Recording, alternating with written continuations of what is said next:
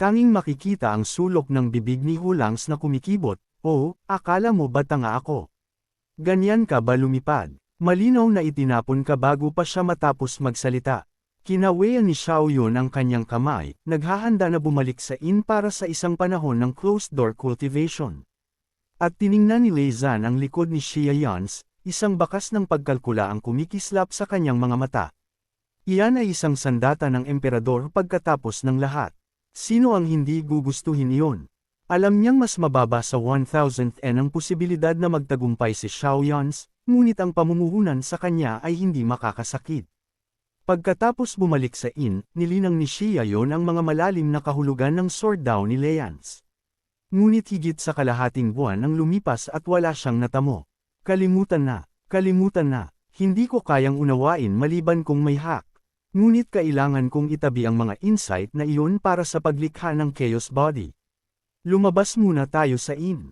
Pagkatapos ay oras na para pumunta sa Wanjian Villa upang lumahok sa Sword Assembly. Paglabas niya, nakilala niya si Hualang Xin at ang iba pa na matagal nang naghihintay dito.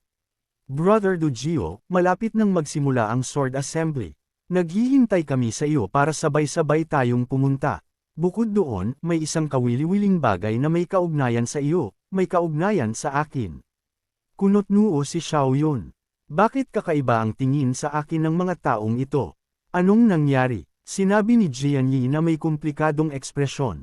Hindi nagtagal, isang tao na nagngangalang Du Shibachen ang dumating sa Wanjian Villa. Sinasabing siya ang tunay na tagapagmana ng pamilyang Duju, at ikaw ay peke. Nang marinig ito, nagmura si Xiao Yun sa kanyang puso. Nako, matagal nang patay ang espada ni Dugo at walang tagapagmana na lumitaw. Maghintay ka lang hanggang sa malapit na akong matapos sa Eastern Wilderness bago ka sumulpot. Ngunit hindi niya binago ang kanyang ekspresyon, ngumiti ng malamig, at sinabing, mayroon bang ganoong bagay? Sa talento ko, kailangan ko pa bang magpanggap na tagapagmana ng pamilyang Duju? Sumang-ayon si Huang ng lubos.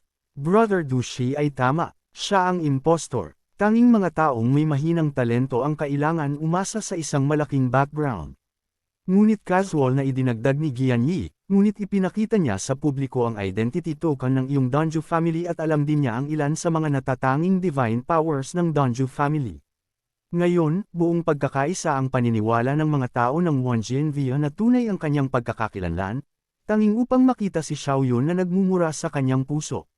Nako, mahusay, Jian Yi. Ikaw ay isang sleeper agent. Dapat sinabi mo ng mas maaga.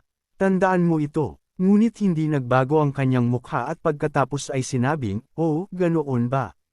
Posible bang ang aking Guju family ay nakalikha ng isang reincarnator? Sakto lang na kailangan kong lumahok sa Sword Assembly. Makikipagkita ako sa iba pang tagapagmana ng Duju family at tingnan kung sino ang tunay. Teryo na, pagkatapos lumahok sa Sword Assembly, kailangan kong pumunta sa Central Continent para magsanay. Nagbago ang mukha ni Johnny. Anong, bakit pakiramdam ko hindi lang siya hindi natatakot, kundi nasasabik din? Posible bang nagkamali kami sa pagintindi sa kanya? Ngumiti si Xiao Yun. Gusto mo akong takutin sa maliit na trick na ito? Sa nakaraang buhay ko, nanood ako ng mga sketch ni Uncle Ben ng mahigit 10 taon. Kahit tunay pa si Dujio Bashan, kaya ko siyang lokohin.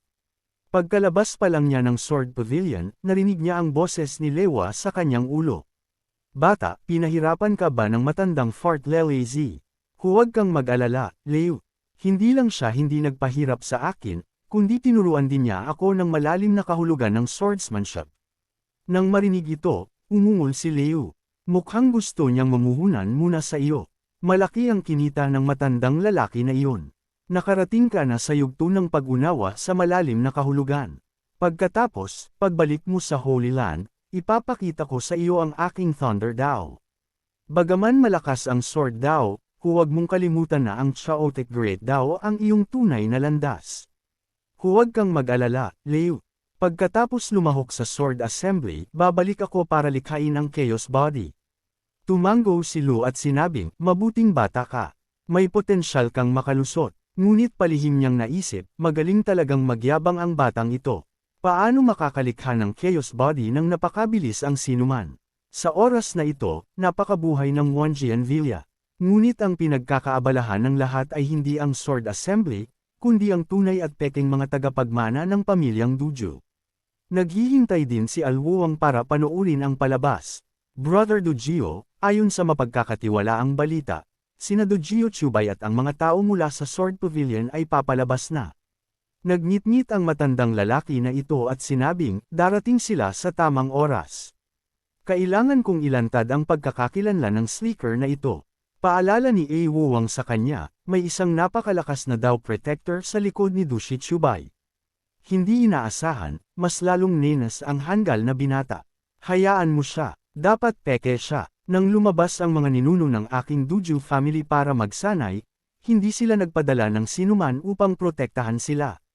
Bago pa man makilala ni Donju Bayan si Xiao Yun, malapit na siyang magalit. Humph, ikaw duwag. Dinadala mo pa ang isang Dao Protector kasama mo kapag lumalabas ka para magsanay. Talagang kahihiyan sa aking Donju family. Hindi inaasahan, mapait na ngumiti si A. Wuwang. Ang aking top 2 position sa Mysterious Rankang ay kinuha din niya. At ngayon ang reputasyon ng Duju family ay umabot sa tuktok sa Eastern Wilderness. Hindi ba't medyo kakaiba ang ganitong uri ng kahihiyan?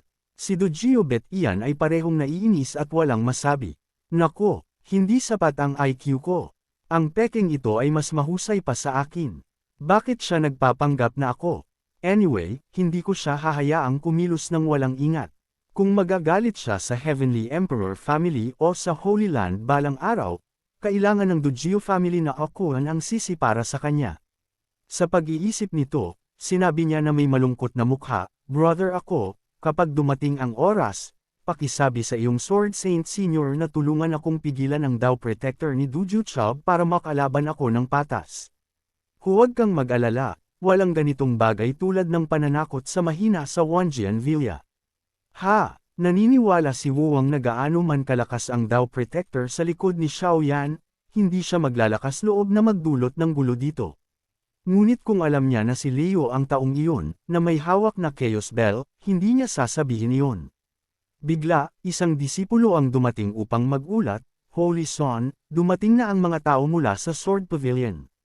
Nang marinig ito, lumipad palabas ng pinto ang grupo ni Wuwang. Tara na, Brother Duju. Salubungin natin ang iba pang Duju brother. Sa oras na ito, sa labas ng gate ng bundok ng Wanjianvia, hindi napigilan ni Zuo Yu Hualanjin na sumigaw, wow, napakaraming tao ang dumating upang salubungin kami. Napaka-impluensya ba ng aming Sword Pavilion? Nangalit si Tian Yi at pinagsabihan, ikaw idiot. Ang mga taong ito ay narito upang manood ng drama.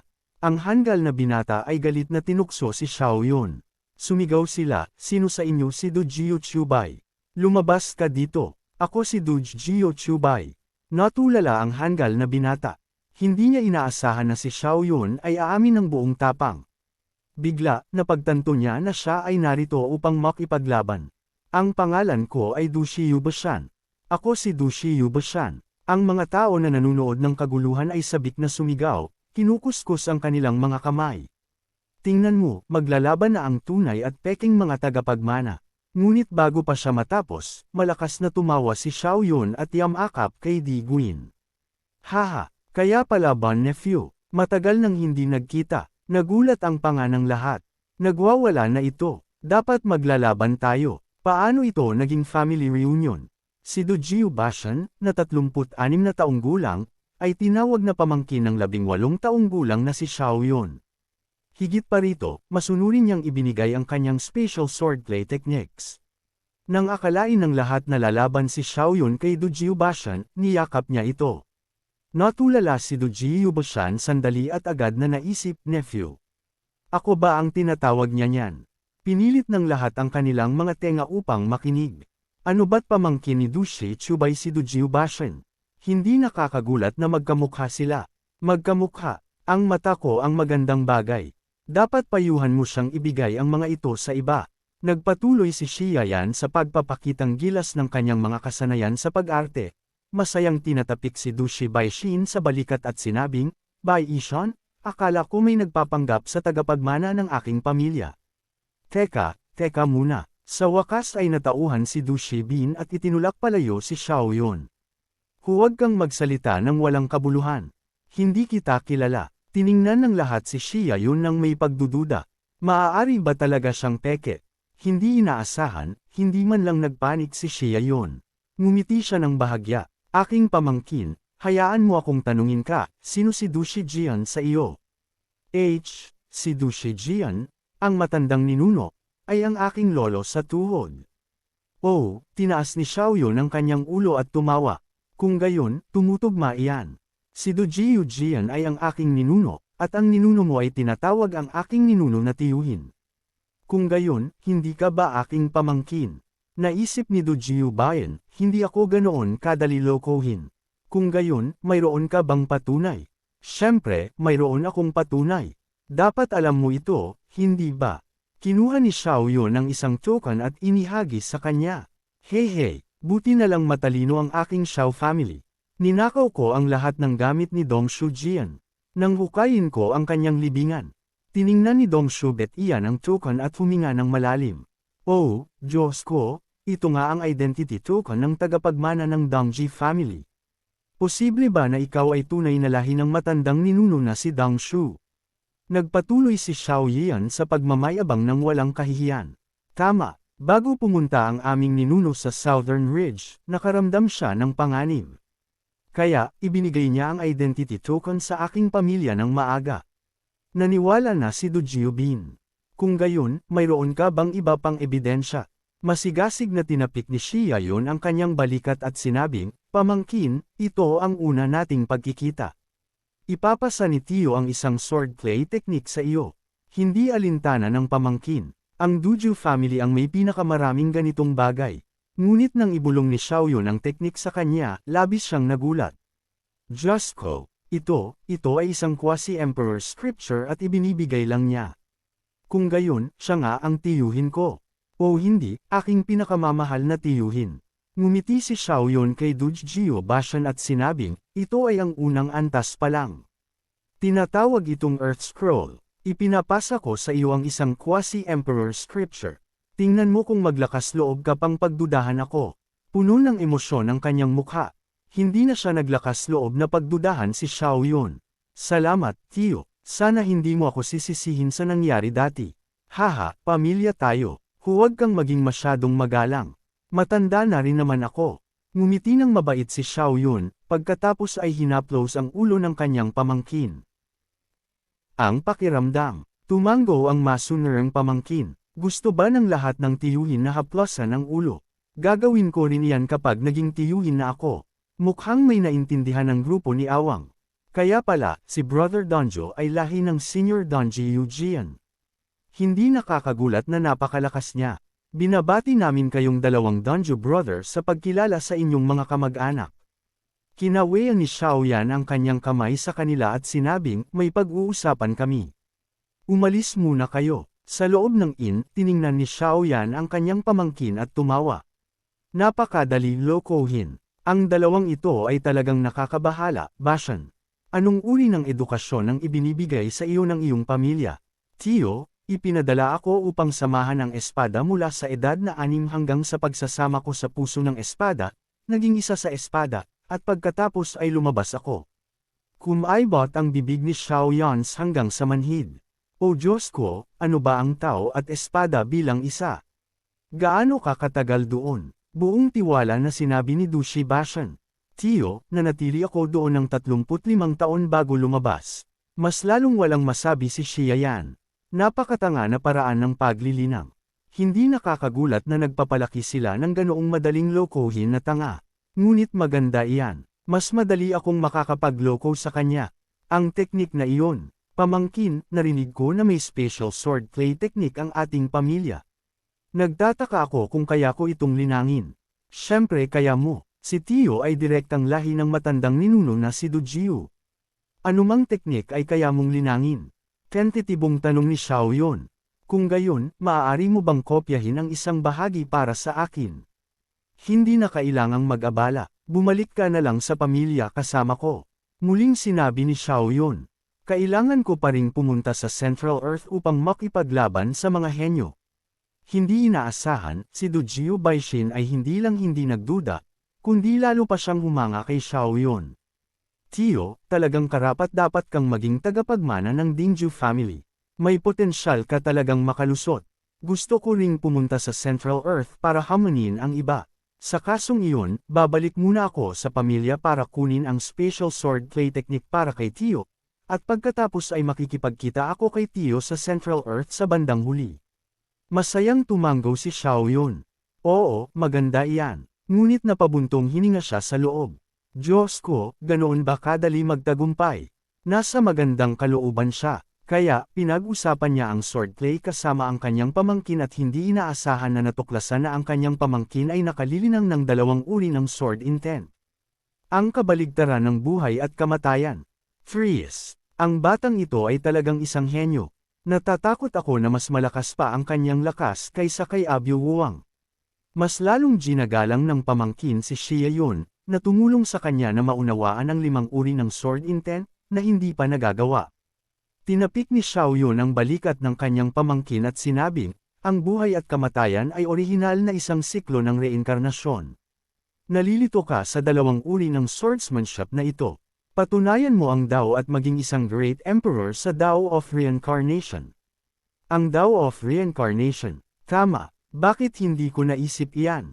Nagliwanag ang mga mata ng pamangkin habang tinitingnan si Xiao Yan ng may pasasalamat. Salamat, Tio, sa iyong gabay. Tumango si Xiao Yun. Tara na, malapit nang magsimula ang sword gathering. Tara na at salubungin ang lahat. Sa oras na ito, 2 flood dragons ang humila ng 2 mararangyang palanquins sa sword gathering. Sa isa sa mga palanquins, si Jun Xiao, sinusundan mo na ako ng 1 buwan. Bakit hindi ka nalang maging isang divine son ng Jun family at sa halip ay isang stalker? Sa isa pang palanquin, si Shin Xiano, mayroon tayong kasunduan sa kasal. Siyempre, kailangan kong nasa tabi mo upang protektahan ka. Sinabi ni Shin Bingju na may pagkasuklam. Nandito ako upang lumahok sa sword gathering kasama si Shin Jian. Mayroon akong imbitasyon. Mayroon ka ba? Huwag kang mag-alala. Ang Jun family namin ay isang Great Emperor family. Ang personal kong presensya ang kanilang karangalan. Walang imbitasyon na kailangan. Mahina na sumanghal si Shin Bingyu. Napaka-arrogant mo. Narinig ko na mayroong sword genius sa Eastern Wilderness na nagngangalang Dujiu Chubay. Tiyak na pupunta siya sa sword gathering. Mag-ingat ka na hindi ka makasira ng mga bagay sa pagkakataong ito at gawing katatawanan ang lahat. Hindi pinansin ni Xiao Xiao ang kanyang pangungutya. Haha, ang batang iyon ay nakapatay lamang ng Great Emperor's Dao body dahil nakinabang siya kina Ye at Zouji. Ang tunay niyang lakas ay tiyak na napakahina. Ang kalaban ko ay ang quasi-divine son lamang ng Chaotic Holy Land, si Xiao Yun. Pagkatapos kong pumunta sa Central Earth at talunin siya, ako na ang Young Supreme ng henerasyong ito. Isang Young Paragon, ang lalaki ay may malaking bibig. Hindi man lang pinansin ni Qin Dingwei. Pagdating sa Wanjian Manor, magalang na binati ni Awang ang dalawa. Napasigaw sina Hualang Xin at Jian Yi sa pagtataka, ang mga ito ay 2 kahanga-hangang figure.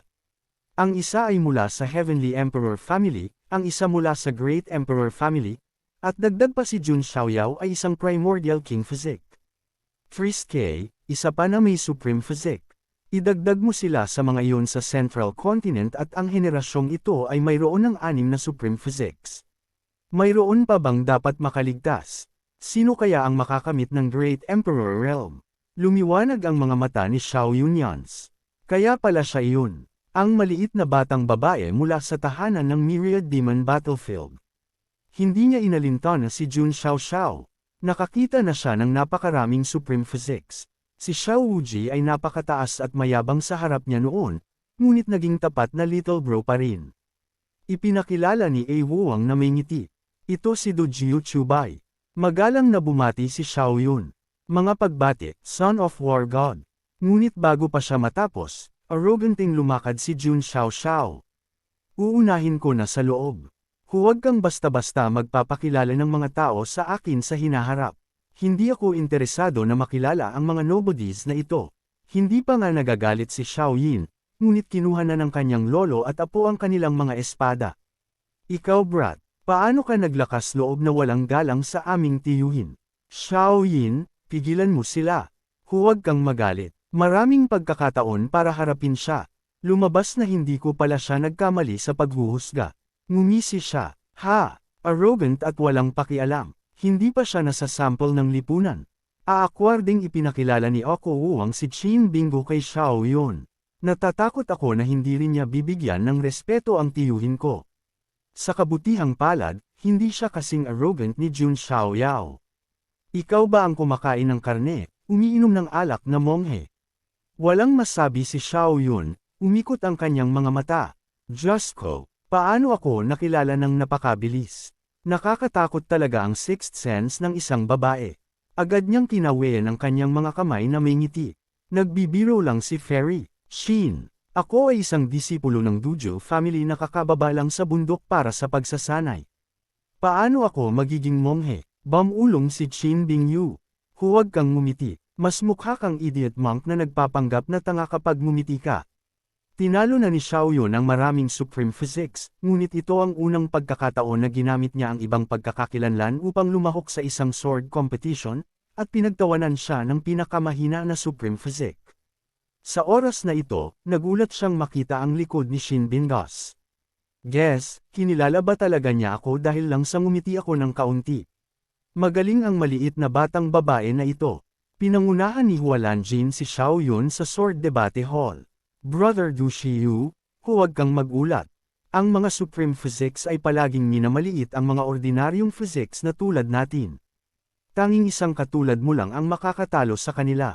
Pagkatapos ay sinimulan niyang ipakilala ang sword competition. Una, mayroong sword debate na ginabayan ng Sword Saint kung saan ang mga sword cultivators ay maaaring maghamon sa isa't isa. Pangalawa, maaari mong obserbahan ang paglikha ng isang sacred weapon. Pangatlo, maaari kang pumunta sa Sword Lake upang pumili ng espada at magkaroon ng pagkakataong makakuha ng isang sacred weapon. Sumangkit ang mga mata ni Xia Yun sa sacred weapon. Diyos ko! Napakabait naman. Oo, bagaman malaki ang kanilang puhunan, marami rin silang nakukuhang talentadong individual. Kung makakapili sila ng sacred weapon, magiging mga sword saints sila sa hinaharap. Pinapayagan sila ng mga sword competitions na makipagkaibigan sa maraming sword saints. Nag-click ang dila ni Xiao Yun sa paghanga. Ang mga ilog ay dumadaloy sa dagat. Ang pinuno ng angka ng Wanjian Manor na ito ay talagang matalino. Ang sword competition ay patuloy na gaganapin. Kahit na walang talento ang Wanjian Manor, uunlad pa rin ito. Sa loob ng Sword Debate Hall, napakabuhay. Ngumisi si Jun Xiaoxiao. Ang mga sword techniques ay walang anuman kundi mababang uri. Nag-aaksaya ng oras kung hindi ka makakalikha ng isang great emperor. Masyadong arrogant ang mga salitang ito. Gusto ng lahat na patayin siya. Ngunit walang naglakas loob na magalit sa anak ng Jun family. Hindi napigilan ni Dojio Basha ng kanyang galit. Sino ang nagsabi na ang sword daw ay hindi makakalikha ng isang great emperor? Gusto niyang saksakin ang lalaking iyon sa sandaling hindi niya pinansin ang kanyang tiyuhin. Kinaya ng tiyuhin, ngunit hindi kinaya ng apo. Paano mo naglakas loob na sabihin iyan sa akin? Bakit hindi ako maglakas loob? Napakakapal ng usok sa pagitan ng dalawa at agad na nanahimik ang Sword Debate Hall. Mapait na ngumiti si Wuang at agad na kinuha ang kanyang mga kamay sa paghingi ng tawad kay Jun Xiaoxiao, son of War God. Patawarin mo siya alang-alang sa Wanjian Manor. Patawarin siya sa ano? Si Jun Xiaoxiao ay arrogant at hindi nag-abalang bigyang pansin si A. Wuang. Wala man lang siyang Wanjian Manor sa kanyang mga mata. Nakatitig lang siya sa apo at sinabi, ang walang kabuluhang Dushi family ay isang third-rate family na hindi man lang makapasok sa isang Holy Land. Ngunit naglakas loob kang magsalita sa isang son of war god na tulad ko, tunay na naghahanap ng kamatayan. Isang segundo pagkatapos, isang nakakatakot na aura ang sumambulat patungo sa apo. Ngunit hindi rin handang umurong si Dogji Uubashan. Lumaki ang kanyang mga mata. One life, one death. Dalawang malakas na sword intent ang bumaril patungo sa kanyang kalaban.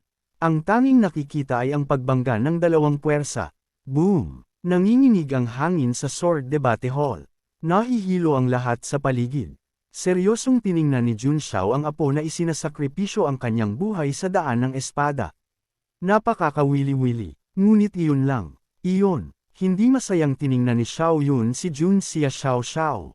Arrogant talaga ang batang ito. Lihim niyang pinag-isa ang kanyang dalawang daliri tulad ng isang espada, handang turuan ng leksyon ang lalaking ito. Bigla, lumitaw ang isang matandang lalaki, at nagyelo ang hangin sa bulwagan. Nagulat si Xiao Yun. Malakas ang lalaking ito. Siya ba ay isang sword saint? Isang sulyap lang, at hindi kami makagalaw. Malamig na pinagsabihan ng matandang lalaki si Jun Xiao Xiao. Ito ay Wanjian Manor. Ipinagbabawal ang pakikipaglaban. Sa sandaling sinabi ang mga salita, hindi na gaanong malamig ang hangin sa bulwagan. Huminga ng maluwag ang lahat. Gaya ng inaasahan, mahina ang lahat sa ilalim ng isang santo. Umakyat ang matandang lalaki sa entablado at sinabing, sobrang excited akong sagutin ang mga tanong mula sa lahat sa bulwagan. Bawat isa sa inyo ay makakakuha ng isang pagkakataong magtanong, kaya lahat kayong mga sword cultivators, maging excited. Ito ay isang bihirang pagkakataon. Karaniwan, hindi kayo makakakuha ng gabay mula sa isang Grand Saint. Sino ang mag-aakalang si Chu Jing siya ang unang umakyat? Naghamak na itinuro niya ang Sword Saint at nagtanong. Kung gayon, Senyor, maaari ko bang itanong, maaari bang linangin ang sword daw upang maging isang Great Emperor? Kumaibot ang mga mata ni Xiao Yunis na tiningnan siya. Matagal na rin akong hindi nakakabugbog ng isang Supreme Body. Nagtataka ako kung ang pagbugbog sa kanya ay kasing-kasiya siya ng pagbugbog kay Zhouji. Ninas ang Sword Saint sa maliit na batang ito. Ngunit matyaga pa rin siyang sumagot, lahat ay maaaring humantong sa Dao. Siyempre, ang sword Dao ay maaaring linangin upang maging isang Great Emperor. Tama, sa pagkakaalam ko, ang Nine Heavens Continent ay hindi pa nagkaroon ng Sword Emperor. Kahit ang patriarka ng Heavenly Sword Holy Land ay hindi naging isang emperador sa pamamagitan ng espada. Ang Sword Dabyo ay nakikita lamang bilang isang cultivation weapon. Nagulat ang lahat nang marinig ito. Diyos ko, ang tanging kinikilalang Sword Emperor ay hindi naging-inang ng Sword Dao upang maging isang emperador. Kaya ano kung walang Sword Emperor bago ang Chaos Great Emperor? Walang nagpatunay ng Dao of Chaos. Ngumisi si Chu Jing nga, kahit papaano, ang Dao of Chaos ay may isang Great Emperor. Ngunit ang Sword Dao ay walang sinuman. Ang pagpapatunay na ang pagiging isang emperador sa pamamagitan ng espada ay isang biro lang.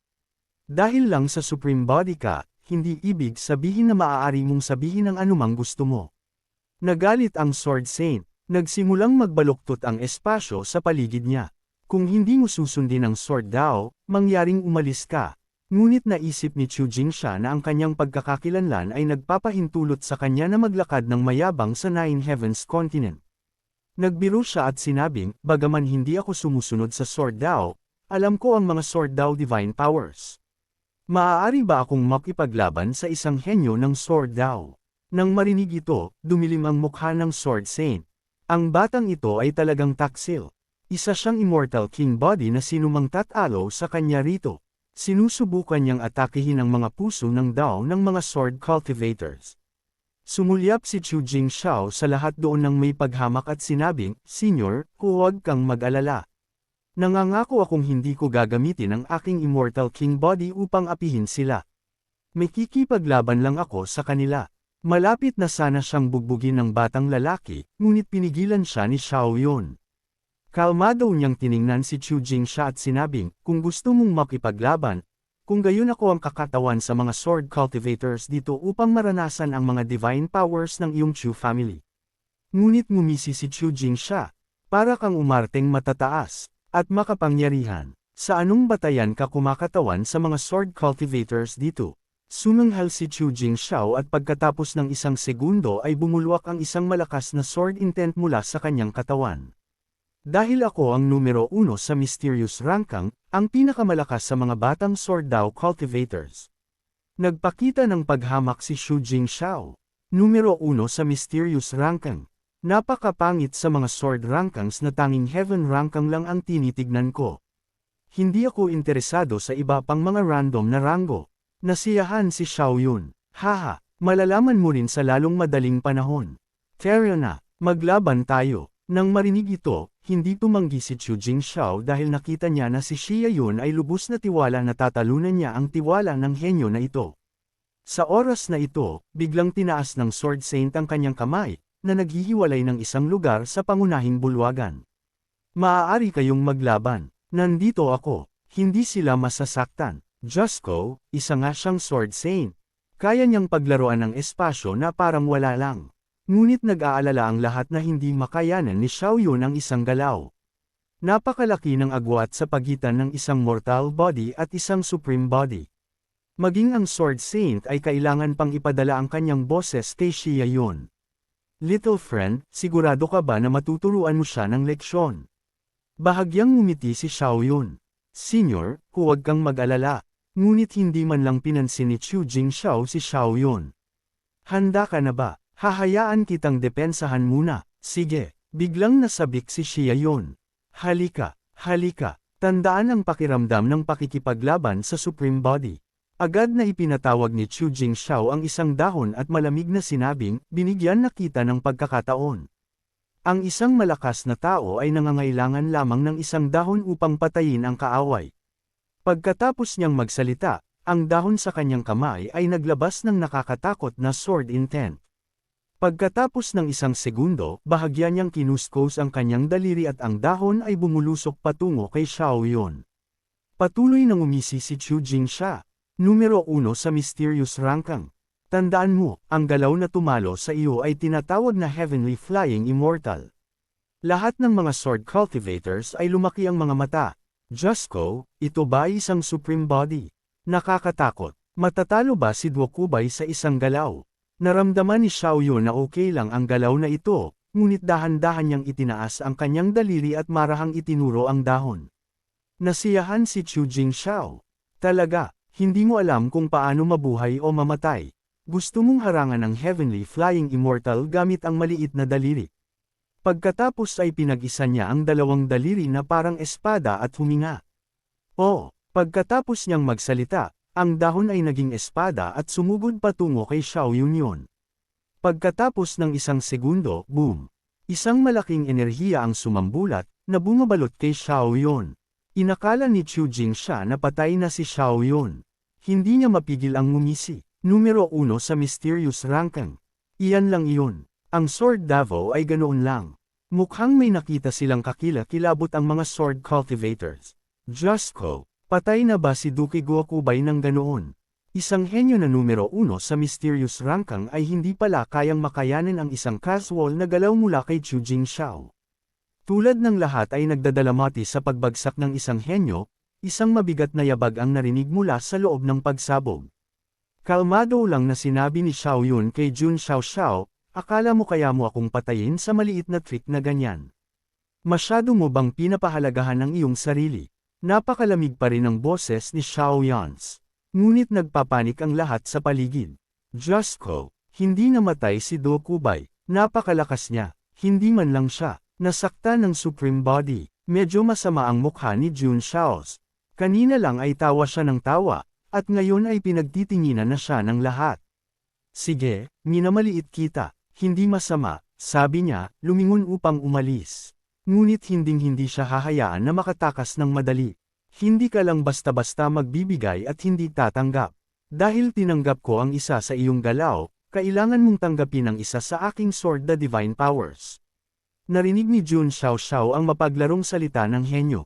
Sige, lalaruin kita. Hindi pa rin niya gaanong pinapahalagahan si Xiao Yun dahil sa huli, sino ang tatalo sa kanyang Immortal King Body kapag nagbigay siya ng lahat ng kanyang makakaya. Nako! Tama ba ang narinig ko? Hinahamon ni Duokubay ang Immortal King Body. Seryoso ba siya? Bukod sa mga big shots, marami ang hindi gaanong nakakakilala sa lakas ni Xiao Yans. Akala nila ay nagkataon lang siya sa Great Emperor Daoi noong nakaraan. Nagpakita ng mukha na gustong suntukin si Jun Xiaoxiao at sinabing, Duokubay, hindi mo alam ang iyong mga limitasyon. Ngayon, ipapakita ko sa iyo ang pagkakaiba sa pagitan ng isang ordinaryong henyo at isang supreme body. Talaga, hintayin mo na lang na makayanin mo ang isa sa aking mga atake bago ka magpakitang gilas. Nagpa siya si Xiao Yian na bahagyang guluhin siya. Mas nagpapakitang gilas kaysa sa akin. Hindi ko hahayaan iyan, sabi ni Xiao Yun, kinuha ang kanyang espada at inilabas ang Heaven's Sword Draw. Ang galaw na ito ay may seryosong init.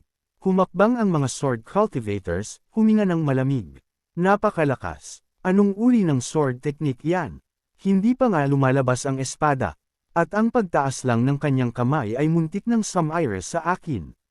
Si Jung Xiao Xiao ay nakatayo pa rin doon na may ganoong mukha. Bilasan mo, hampasin mo ako, ngunit pinanatili lang ni Xiao Yun ang posisyon ng paghila ng espada at ngumisi. Dahan-dahan lang, nagsisimula pa lang ang galaw. Hindi nila alam na napakalakas ng galaw na ito, ngunit komplikado rin. Habang mas matagal niyang sinisingil, mas lumalakas ito. Hindi ito praktikal sa isang tunay na labanan, ngunit perpekto para guluhin ang lalaking ito. Fast forward sa 2,000 taon mamaya. Sa puntong ito, nagiging balisa na si Jun Xiao Xiao. Nako, buong araw ka nang nag-charge. Niloloko mo ba ako o ano? Bilasan mo na at ilabas mo na ang anumang meron ka. Bigla siyang napagtanto na may gulat, Diyos ko. Niloloko ba ako ng lalaking ito? Sino ang hinahayaan kang mag-charge ng ganito katagal sa isang tunay na labanan? Ngunit ang problema ay nasa isang kompetisyon sila. Nakulong siya sa paghihintay. Kaya, huminga ng malalim si Xiao Yun, hinugot ang espada, at isang nakakatakot na divine sword ang hamampas kay Jun Xiao nang may walang kapantay na lakas. Agad na inaktibo ni Jun Xiao Xiao ang kanyang Immortal King Body Vision upang harangan ito, at ang tanging naiisip niya ay, sa wakas, gagawa ka rin ng isang bagay. Boom! Direktang tumagos ang hiwa ng espada sa Immortal King Body ni Jun Xiao Xiao at dumura siya ng isang bibig ng dugo na parang sirang gripo. Sa puntong ito, napagtanto niya na si Xiao Yun ay isang tunay na eksperto sa antas ng Diyos. Banal na impyerno, paano siya naging napakalakas? Naglabas si Xiao Yun ng isang espada. Nalunod si Jun Xiao Xiao sa nakakatakot na liwanag ng espada. Malakas siyang tinamaan at umubo ng dugo. Ngunit pagkatapos na mawala ang liwanag ng espada, pilit niyang nilunok pabalik ito. Naisip niya, hindi ko pwedeng ilabas. Hindi ko pwedeng ilabas. Kung makikita ng lahat na ako, ang Supreme Body, ay binomba ng dugo ng espada ni Xiao Yans, mawawalan ako ng lahat ng mukha. Ganap na nagulantang si Jun Xiao Xiao, humahakbang pabalik ng ilang talampakan. Ngunit nagkunwari siyang okay lang at patuloy na nagpapanggap. Sinabing, hindi masama, sword path. Nakakaawa, walang silbi ang lahat. Agad siyang lumingon, hindi naglakas loob na magsalita pa, dahil kung gagawin niya, hindi na mahahawakan ang dugo sa kanyang bibig. Natulala ang lahat. Ano ang nangyayari? Hinaharangan ni Jun Xiao Xiao ang espada ni Dugo Kubay. Hindi. Talagang natalo siya, ngunit mukhang hindi siya nasaktan. Tanging ang mga tunay na malalakas na tao tulad ng Sword Saint at Shin Bingo ang nakakaalam na nataman ang Immortal King Body ni Jun Xiao Xiao, na isang malaking kawalan. Haha, nakakaawa naman. Gustong dumura ng dugo ngunit kailangan pang pigilan. Lihim na binigyan ni Shin Bingo si Xiao Yun ng thumbs up. Iyan ang napapala mo sa pagiging arrogant kanina. Ngayon hindi ka na maglakas loob na magsalita ng masama. At si Jun Xiao Xiao, pagkatapos makabalik sa kanyang upuan, mabilis na ipinikit ang kanyang mga mata at nagsimulang palihim na gamutin ang kanyang mga sugat. May biglang tumingin kay Jun Xiao Xiao na may pagtataka. Kakaiba, bakit hindi siya nagsasalita ng isang oras? Oo, hindi ba siya laging nagpapakitang gilas? Mahal na mahal ni Jun Shenzi ang magpakitang gilas. Bahagya niyang nailunok ang isang bibig ng dugo at muntik na ulit itong idora. Kinagat niya ang kanyang bibig upang pigilan ito. Hindi makapagsalita sa pagkakataong ito, kinamumuhian niya si Xiao Yans. Kapag nakarating na sila sa Sacred Road, walang magbibigay sa kanya ng ganoong katagal upang mag-charge. Tiyak na papatayin niya si Xiao Yun. At hindi inalintanan ni Xiao Yun ang anuman sa mga ito. Kung talagang pupunta siya sa Sacred Road, hindi na niya itatago ang kanyang pagkakakilanlan. Bubugbugin niya siya hanggang sa tawagin siya nitong tatay. Pagkatapos ay tiningnan ni Xiao Yun ang Sword Saint at nagtanong ng may pagtataka, paumanhin po, Senyor. Paano ba makakaintindi ng malalim na kahulugan? Napakaganda ng mood ng Sword Saint. Nakatulong si Xiao Yun na iligtas ang kanyang mukha. Gusto niya ang batang ito at biglang tumawa. Ang mga malalim na kahulugan ay tanging mauunawaan mo sa sarili, ngunit maya-maya, may magdadala sa iyo upang panoorin ang mga Grandmaster na nagbubuo ng mga sacred weapons. Manood ka ng mabuti, baka makatulong ito sa iyo. Nang marinig ito, hindi mapigilan ni Xiao Yun na tumingin kay Awang. Makakatulong ba ang panunood ng pagbuo ng mga sacred weapons sa mga tao na maunawaan ang mga malalim na kahulugan? Tama, dahil ang mga sword forging grandmasters ay ilalabas ang asensya ng pinasimpleng malalim na kahulugan sa sandata habang nagbubuo. Nang marinig ang mga salitang ito, nagliwanag ang mga mata ni Xiao Yans. Nako, kung gayon, hindi ba mas madali para sa akin na unawain kaysa sa pag-unawa sa malalim na kahulugan ng kidlat? Sa pag-iisip nito, hindi niya mapigil ang mapabuntong hininga. Akala ko ang ikalawang bahagi ng sword assembly ang pinakamahina kong pagganap, ngunit sino ang mag-aakalang ito ang magiging pinakamalaki kong pagkakataon? At ngumiti lang si Awang. Sa totoo lang, madalas akong nanunood ng mga grandmaster na nagbubuo ng mga espada at gumagawa ng mga holy weapons, ngunit wala akong naiintindihan sa mga malalim na misteryo. Lihim na tumawa si Xia Yun. Iyon ay dahil wala kang sistema. Dagdag pa, pagkatapos pumasok sa Sword Valley, naramdaman ni Xia Yun na medyo tumataas ang temperatura. Parang nagiging inihaw na kamote siya. Bigla, may sumigaw sa gulat, "Bilasan! Tingnan mo, nandito na si Grandmaster Ming."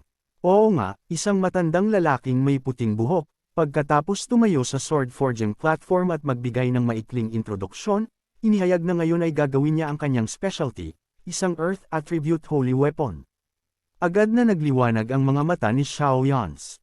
Earth Attribute Holy Weapon. Astig, nagkataon lang na, inuunawa ko ang Grand Earth Sword Intent. Sino ang nakakaalam, baka makuha ko ang mga misteryo sa isang pagkakataon sa pagkakataong ito. Isang bihirang pagkakataon, handa siyang i-activate ang Systems Comprehension feature anumang oras. Sinabi ni A. Wuong na may mukha na puno ng paghanga, ito ang Thousand Tempering Method. Ang bawat hampas ng martilyo ay katumbas ng 1,000 hampas. Lahat ng nakarinig nito ay nagsimulang sumigaw, "Ano sa tingin mo kami? Bulag o ano?" Malinaw na isang beses lang siyang hamampas sa bawat pagkakataon. Sa sandaling ito, biglang sumimangot si Johnny at sinabing, "Paano ito magiging 1,000 beses? Malinaw na narinig ko lang ang 100 beses. Narinig mo ang 100 beses. Narinig ko lang ang 30 beses." Habang sinabi nilang siya na may mapait na ngiti. "Narinig ko ang 12 beses." Tumawa si Awuwang at sinabing, "Napakababa ng ating lakas, kaya hindi natin naririnig ang lahat ng hampas. Magkaiba ang naririnig ng bawat isa. Ako mismo ay 150 beses lang ang narinig." Nagsimulang mainggit ang lahat sa isa't isa, iginigiit na ang Thousand Tempering Method ay talagang mahiwagang. "Narinig ko lang ang 200 beses. Kung ang galaw na ito ay magiging isang sword technique, hindi ba ito parang paglabas ng 1,000 espada sa isang hampas? Ang lakas ay tiyak na napakalaki. Totoo, ang galaw na ito ay maaaring maging isang sword technique, ngunit kailangan mo munang unawain ang mga misteryo ng Grand Earth." Hindi mapigilan ni Du Shibaishan na sumigaw, "Napakagaling na forging method. Narinig ko ang 250 beses." Matapos marinig ito, sumigaw ang lahat sa gulat, "Diyos ko, mas mahusay pa si Du Shibeten kaysa kay Awang."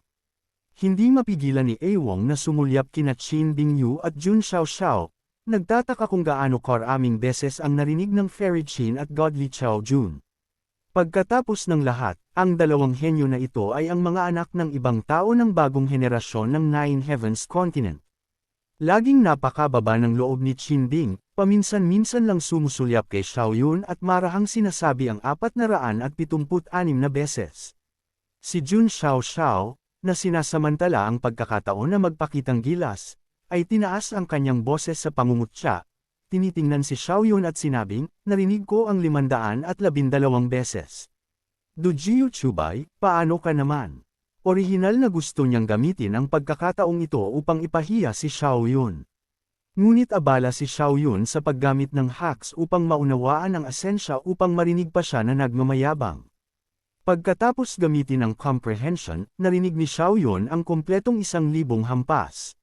"Naunawaan ko na ngayon. Kaya pala ang vibration ang sentro ng Earth." Pagdududa, Si Xia Yun, na nakaintindi ng asensya sa unang pagkakataon, ay sobrang tuwang-tuwa na lumaki ang kanyang mga butas ng ilong. Ang biyaheng ito ay talagang sulit. Pagkatapos bumalik sa realidad, blanka na sinulyapan ni Xiao Yun si Jun Xiao. Ano ang tinawag mo sa akin? Si Xiao na may mukha na puno ng paghamak ay ngumisi at sinabing, nagpapanggap ka bang tanga? Sigurado marami kang narinig kaya natatakot kang mapahiya, kaya hindi ka naglakas loob na magsalita.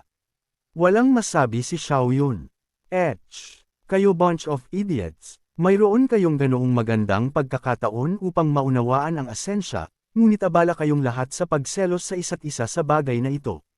Masyadong tamad si Xiao Yun para pansinin siya, patuloy na nakatitig kay Grandmaster Ming. Huwag mo akong abalahin. Narinig ko ang 1,000 beses. Maliban kung mas marami ang narinig mo kaysa sa akin. Nang marinig ito, malakas na tumawa si Jun Xiao. Haha, kahit ang pagmamayabang mo ay nakakatawa. Akala mo ba tanga ang lahat dito? Pagkatapos ay sinundan ng isa pang round ng pangungutya at paghamak. Ano? Numero 1 na espada, daw, peke, napakatawa, maging ang mga sword cultivators ay naisip na nagpapakitang gilas lang si Xiao Yun. Gayunpaman, naramdaman ni Qin Bingyu na hindi siya nagsisinungaling. Maliban kung nanalo siya ng Oscar, puno pa rin ng pagsamba ang mukha ng pamangkin. Gaya ng inaasahan mula sa aking tiyuhin. Napakalamig. Naisip ng iba na hindi masyadong matalino ang pamangkin. Talaga bang naniniwala ka sa BS na ito? Narinig mo ang 250 beses. Talaga bang tanga ka? Sa sandaling ito, ginagaya ni Xiao Yin si Grandmaster Ming, gamit ang kanyang kapangyarihan sa pag-iisip upang bumuo ng martilyo at humahampas sa walang laman na espasyo sa harap niya. Tiningnan ng lahat si Xiao Yun ng kakaiba. Ano ang ginagawa niya? Bigla siyang gumamit ng kanyang kapangyarihan sa pag-iisip ng ganoon. Hindi inaasahan, tuwang-tuwa si Grandmaster Ming, na nagbubuo ng espada. Nako, naunawaan pala ng batang ito ang mga misteryo ng vibration at patuloy na tumataas ang bilang ng mga vibration. Tiningnan ni Jun Xiao si Xiao Yun na may malungkot na mukha, na nag-iisip, kakaiba. Bakit tinitingnan siya ni Grandmaster Ming? Hindi. Naunawaan ba talaga niya ang mga misteryo? Sa sandaling ito, mayroon ng sagot sa puso ni Uong. Diyos ko, kaya pala nagsasabi ng totoo si Xiao Yan nang sabihin niyang kaya niyang marinig ang 1,000 beses. Doubtfully na nagtanong si Gianyi, Hoy, Brother Aayo, bakit mo tinatitigan si Brother Dushi ng ganoon? Hindi mo ba napansin? Naunawaan niya ang mga misteryo. Nang marinig ito, napanganga si Gianyi. Ano? Hindi. Akala ko naglalako lang siya. Natuklasan ni Xiao Yun na ang paunang yugto ng mga misteryo ng vibration ay may 1 vibration. Ang intermediate stage ay may 10 vibrations. Ang huling yugto ay may 100 vibrations. Ang peak stage ay may 1,000 vibrations. At ang perpektong yugto ay may 10,000 vibrations. Gumamit lang siya ng 15 comprehension uses para makalusot sa huling yugto. Agad niyang ipinagpatuloy ang paggamit ng systems comprehension sa martilyo ni Grandmaster Ming. Pagkalipas ng 2 oras, biglang kinuha ni Grandmaster Ming ang kanyang pulang espada at sinabing, kumpleto na ang sword embryo. Susunod ay ang pagpapanday gamit ang apoy. Ngunit hindi man lang interesado si Xiao Yun sa pagpapanday gamit ang apoy. Nagbuntong hininga siya sa pagsisisi at sinabing, ang bilis matapos. Nakarating lang ako sa 188 vibrations. Kung makakanood ako ng ilang araw at gabi, baka makarating ako sa 1,000 vibrations. Napakabihira ng mga materyales para sa paggawa ng mga holy weapons. Kung palalampasan ko ang pagkakataong ito, sino ang nakakaalam kung gaano katagal ako maghihintay? Habang nagbubuntong hininga siya, biglang narinig ang boses ni Grandmaster Amangs, nagtanong, sino ang taong ito? Natulala sandali si Wusong at pagkatapos ay sinabing, ang taong ito ay isang inapo ni Duhuan. Si Doju Chubai. Hindi nakakagulat na napakalakas ng talento ng batang ito. Alam mo bang naunawaan niya ang mga misteryo? Ngayon lang, huminga ng malalim si Awang at nagbuntong hininga. Gaya ng inaasahan. Talagang nakakainis ito, matanda. Kung tama ang pagkakaalala ko, 3 beses mo nang naobserbahan ang paggawa ng isang holy weapon, hindi ba? Bakit wala ka pang naiintindihan? Agad na natigilan si Edio Wuang. Grandmaster Ming, napakataas ng talento ng batang ito, maihahambing kina Xiaoyun at Xiao Wuji, ngunit 3 beses mo nang napanood ang paggawa ng Holy Weapon. Nasa bingit na ng pagluha si A. Wuang. Wow! Nakakatakot ang talento niya. Nasaktan pa niya ang Immortal King physique ni Jun Xiaoyao sa Sword Debate platform. Lalong dumilim ang mukha ni Grandmaster Amongs. 3 beses mo nang naobserbahan ang paggawa ng Holy Weapon. Nakaluhod na si Awang, nagmamakaawa na sabihin niya ang iba pa. Hindi, huwag mo nang banggitin ang 3 beses. Diyos ko, mas mababa ba ang talento ko kaysa kay Duchubis o ano? Bagaman miserable siya, patuloy niyang binanggit si Xiaoyun. Nakaintindi siya ng 5 uri ng sword intent. Tao pa ba si Di Yuchubay? Siya ay isang freak, masyadong tamad si Grandmaster Alming para magsalita. Hindi naman sa ayaw niya sa kanya, ngunit ang kanyang puso ay nasasaktan, 188 beses sa loob lamang ng 2 oras. Inabot siya ng 500 taon noon. Tiningnan ni Xiao Yian si Wuang nang may pagtataka at nagtanong, "Bro, bakit ang lungkot mo? Nagkaroon ka ba ng anumang uri ng dagok?" Minura ni Awang si Xiaoyun ng 1,000 beses sa kanyang isip. Nako, hindi ba lahat ng kalungkutan ko ay dahil sa iyo? Dapat pala hindi na ako nag-imbita ng isang freak na tulad mo. Sa ibabaw, kailangan pa rin niyang piliting ngumiti. Hindi, wala na. Anong gabay ang mayroon ka para sa akin, Brodo? Gio. Mapagpakumbabang tinanong ni Xiao Yian kung paano niya may pagpapatuloy ang pag-obserba sa paggawa ng mga holy weapons. Sinabi ni Aayo Wuang na medyo mahirap, ngunit sa kanyang puso, nagmumura siya. Xiao Yian, hindi ba sapat ang pag-unawa ng isang uri? Sinusubukan mo bang pakiramdaman na basura ang lahat ng iba? Nag-isip sandali si Xia Yan, pagkatapos ay sinabing, paano kung ipagpalit ko ang isang pagkakataon sa aking Heaven-Severing Overlord Sword Divine Power? Bagaman medyo mahina ang Divine Power na ito, napakalakas ng kanyang explosive power. Hindi agad makapagpasya si Awang. Gawin natin ito. Iuulat ko ito. Hintayin mo ang aking balita. Tumango si Xiao Yian, puno ng pag-asa. Kung ang nililinang ng iba pang 4 na Grandmaster Swordsmiths ay ang malalim na kahulugan na kailangan ko, kung gayon, iyon ay isang malaking panalo. Sa sandaling ito, kinuha ni Grandmaster Ming ang Sword Embryo na nakababad sa gitna sa huling pagkakataon. Kumpleto na ang paggawa ng Holy Weapon. Pagkatapos nitong matapos, ihahagis ang Holy Weapon sa Sword Pool. Bahagyang ngumiti si A. Wuang at sinabing, maaaring pumasok ang lahat sa sword pool upang pumili ng espada. Kung swerte ka, baka makita mo ang holy weapon na ito. Nang marinig ito, nagliwanag ang mga mata ng lahat. Wow, mayroon talagang holy weapon sa espada. Fair na, sinasabi ng mga alamat na hindi lang isa, kundi marami pa. Napakasama ng pakiramdam ng Grandmaster. Diyos ko. Ang bilis ng pag-unlad ng batang ito ay talagang laban sa langit. Gaano katagal bago ko naunawaan ang 250 beses noon? Mukhang 800 taon. Sa pag-iisip nito, bigla niyang naramdaman na nasayang ang nakaraang ilang taon. Pinigilan niya ang kagustuhang magmura. Ibinigay niya ang bagong tapos na holy weapon kay Awang. Ihagi mo ito sa sword pool. Natulala ang lahat at nagtanong, ito ay isang holy weapon. Mukha namang normal. Wala akong nararamdaman na banta. Ipinaliwanag ni Awang. Ganito ang mga bagong gawang holy weapons. Pagkatapos nitong ilabas ang kanyang selyo, magbabago ito batay sa kalooban ng kanyang amo. Napakasabik na ang lahat, ngunit hindi si Xiaoyun. Pagkatapos ng lahat, mayroon na siyang 3 holy weapons. Mas interesado siya sa pag-unawa ng malalim na kahulugan. Maraming tao ang mabilis na nagtanong kay Awang, anong problema, bro? Pagkatapos sumang-ayon ang sect master na hayaan kang pumili ng espada, tingnan mo ulit ang paggawa ng holy weapon. Lihim na natuwa si Xiaoyun. Maganda kung maaayon ito sa kanyang malalim na kahulugan. Anong uri ng malalim na kahulugan ang nililinang ng iba pang 4 na Grandmaster Swordsmiths? Pagkatapos ay sinabi ni Ao Wuang na sila ay ang Tao of Gold, ang Tao of Water, ang Tao of Wind, at ang Tao of Earth, ayon sa pagkakabanggit. Hindi inaasahan ni Xia yon na maliban sa Tao of Gold, ang iba pang 3 ay ang kailangan niya. Kung gayon, piliin mo ang Tao of Wind. Anyway, pareho ang lakas. Habang mas mabilis ang bilis, mas malakas ang atake. Okay, pagkatapos mong pumili ng espada, iaayos ito para sa iyo. Pagkatapos magsalita, dinala niya ang espada sa sword pool. Matatapos ang sword picking assembly pagkatapos pumili ng espada.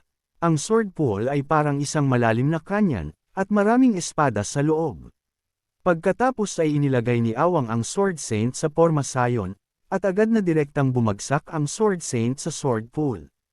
Agad na binuksan ang isang ipinagbabawal na porma sayon at pagkatapos ay sinabing, pagkatapos mong pumili ng espada, kailangan mong agad na umalis sa sword pool. Kung hindi, aatakihin ka ng porma sayon. Ang pagpili ng espada ng mahigit 1 oras ay aatakihin din ng porma sayon. Tumango ang lahat at agad na masayang sumugod sa sword pool. Si Xiao Yun, na naghahanap ng spiritual power sa langit sa ibabaw ng sword pool, ay natigilan sa lugar. Diyos ko, pare-pareho ang kalidad ng mga espada. Paano pipili? Ngumiti si Sword One at sinabing, narinig ko minsan na sinabi ni Brother Akio na ang tinatawag na sword selection ay hindi talaga ang tao ang pumipili ng espada, kundi ang espada ang pumipili ng tao. Agad niyang ipinanalat ang kanyang mga kamay at inilabas ang kanyang sword intent. Hanggat ilalabas mo ang iyong sword intent na tulad ko, ang mga espadang iyon ay lilipad at hahayaan kang pumili.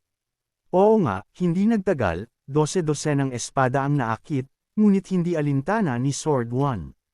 Pagkatapos ng lahat, ang mga espadang lumilipad ay hindi nangangahulugang sila ang pinakamahusay na espada. Isa pang tao sa tabi niya ang kumilos din. Mukhang masaya itong laruin. Gusto ko ring subukan. Pagkatapos ay hinawakan niya ang kanyang sword intent at agad na naakit ang daan-daang espada. Hindi mapigilan ni Sword One na purihin. Brother Bashan ay talagang pambihira. Kaya niyang akitin ang napakaraming espada. Agad na ipinanalat ni Xiao Yun ang kanyang mga kamay at inilabas ang lahat ng 5 uri ng sword intent, lupa, hangin, tubig, apoy, at kidlat. Sa sandaling iyon, niyanig ang buong Sword Lake, at hindi mabilang na espada ang lumipad patungo kay Xiao Yun. Lahat ng pumipili ng espada ay napanganga. Diyos ko, ang 3 espada na nakapalibot sa akin ay lumipad din doon.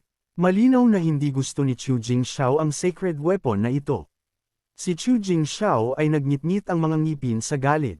Dugu Chubay, maghintay ka lang. Tiningnan ni Qin Bingyu si Xiao Yun ng may pagkalito, iniisip sa kanyang sarili, hindi siguro siya ang maliit na monghe na iyon. Napakaraming Buddhist divine abilities ang alam ng maliit na monghe na iyon. Paano niya naiintindihan ang napakaraming sword intent? Kung iisa lang ang tao, sobrang up na iyon, di ba? Sa pagtingin sa dagat ng mga espada, natulala si Xia Yun. Kahit paano niya i-scan, ang kalidad ng mga espadang ito ay pare-pareho. Ipikit ko na lang ang aking mga mata at pumili ng random. Pagkatapos ay bigla niyang napansin na laging nasa malapit si Chu Jingxia. Hindi naman nagpaplano ng sneak attack ang lalaking ito, di ba? Kalimutan na, kung gusto niyang mamatay, huwag mo akong sisihin. Ang pagpili ng espada ay hindi maaaring gawin ng pabaya. Bigla, isang ideya ang kumislap sa kanyang ulo.